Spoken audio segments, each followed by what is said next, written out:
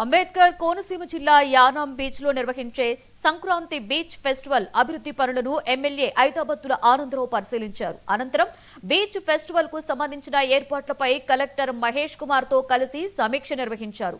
ఈ ఉత్సవాలకు ప్రజలు పెద్ద ఎత్తున వస్తారని, తగిన ఏర్పాట్లు చేయాలని సంబంధిత అధికారులకు సూచించారు. ఇతర రాష్ట్రాల నుండి వచ్చే పర్యాటకులకు ఎలాంటి ఇబ్బందులు కలగకుండా స్థానికుల ఇళ్లలో స్టే హోం ఏర్పాట్లు చేసే విధంగా చర్యలు తీసుకోవాలని అన్నారు. కోనసీమకి ఎవరు సరిపోరు. అది మన మర్యాదలు. ప్రపంచవ్యాప్తంగా మనకు ఆ బ్రాండ్ ఉంది. మన సంబోధనే గౌరవం. అలాగే మన ఇంటికి అతిథి వస్తే ఏమి ఇంకా వేసుకోండి, కొద్ది వేసుకోండి, ఆ వంట వేసుకోండి, ఈ వంట వేసుకోండి అని పెడతాం. ఎందుకని ప్రేమగా చూడటంలో ముందుండేవారు కోనసీమ జిల్లా వాసులు. సంక్రాంతి సంబంధించి నామకరణం కూడా ఏంటంటే ఈసారి ఇది అంబేద్కర్ కోనసీమ జిల్లా కోనసీమ సంక్రాంతి బీచ్ ఫెస్టివల్.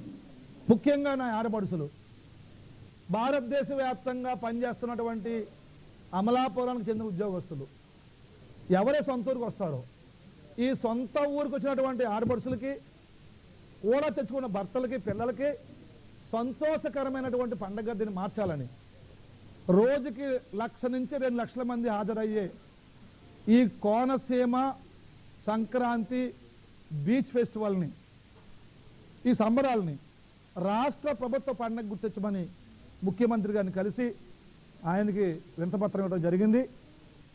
ఈ ప్రజలందరూ సంతోషంగా ఉంటారు. ఎందుకంటే మనం అందరినీ బాగా చూసుకునే ప్రభుత్వం ఇది, కూటమి ప్రభుత్వం అంటే.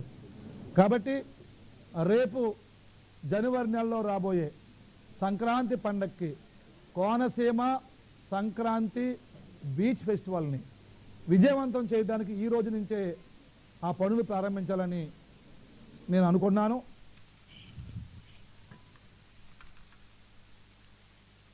That's all.